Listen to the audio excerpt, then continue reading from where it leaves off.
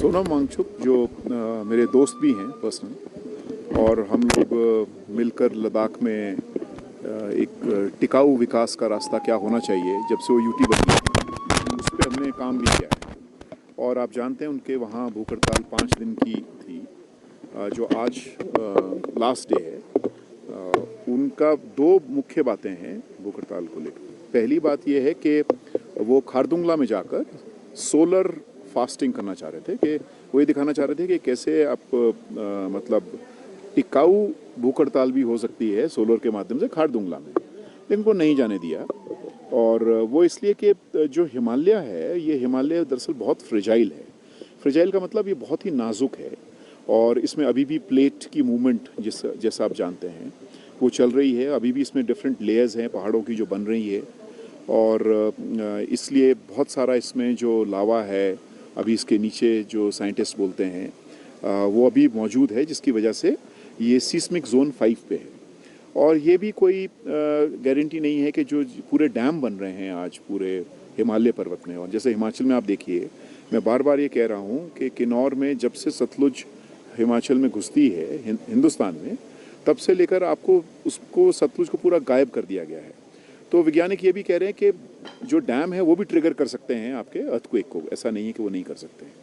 और हमने इसका नतीजा भी देखा है इस विकास के रास्ते का, कि आपका जोशीमठ पूरा ख़त्म है। जोशीमठ की प्री स्टेज हिमाचल में है और वही लद्दाख में होने वाला था।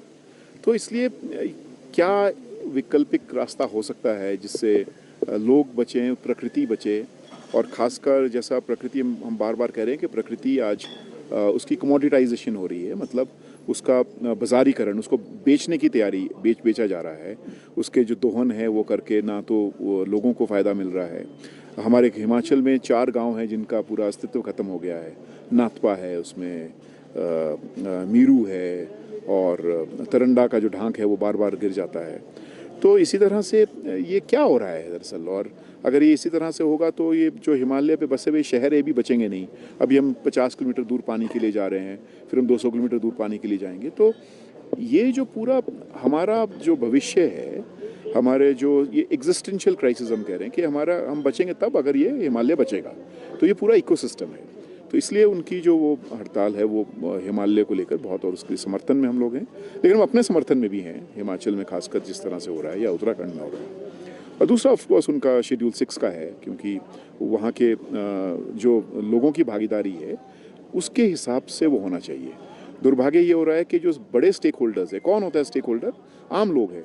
आम लोगों से पूछ के विकास नहीं हो रहा है। आम लोगों से पूछ के जो उनका अधिकार था हाइड्रो पावर डैम में कि बनेगा कि नहीं बनेगा, ग्राम सभा से हिमाचल में जो वो लिया जाता था NOC, वो सब ख़त्म कर दिया है। तो ये दरअसल क्या हो रहा है, और ये हमारा भविष्य बहुत ख़तरनाक है। इसलिए उसको बचाना, उसको सिक्योर करना, और ये दरअसल इसको सेंसिटाइजेशन, आज आप देखें सिर्फ ये सेंसिटाइजेशन लोगों तक जाना, ताकि आम जन, यंग लोग, स्टूडेंट्स अपने भविष्य की रेखाएं खुद लिखना शुरू करें। सिर्फ गवर्नमेंट पर निर्भर करेंगे तो गवर्नमेंट के पास एक बड़ी चुनौती ये है कि उसको फाइनेंसेस भी करने हैं, रिसोर्स भी जनरेट करने हैं, उसको सैलरी भी देनी। तो इसलिए ज़्यादातर इन राज्यों में आप देखेंगे कि वो धामी साहब तो इस हद तक पहुंच गए, उत्तराखंड के मुख्यमंत्री, वो कह रहे हैं कि अगर कोई जोशीमठ पे लिखेगा तो उसके खिलाफ भी कार्रवाई करने को तैयार है। तो ये तो सही नहीं है साहब, ये तरीका सही नहीं है। इसलिए हम लोग आज ये भूख हड़ताल 6 बजे तक चलाएँगे। कुछ लोग आएँगे, बैठेंगे, कुछ जाएँगे, लेकिन मैं 6 बजे तक आपके बीच में यहाँ पर रहूँगा, ताकि वो सॉलिडारिटी जो पूरे हिमालय को लेकर, हिमालय को बचाने के लिए, उसके नदी, जंगल, ज़मीन बचाने को लेकर ये पूरा चल रहा है।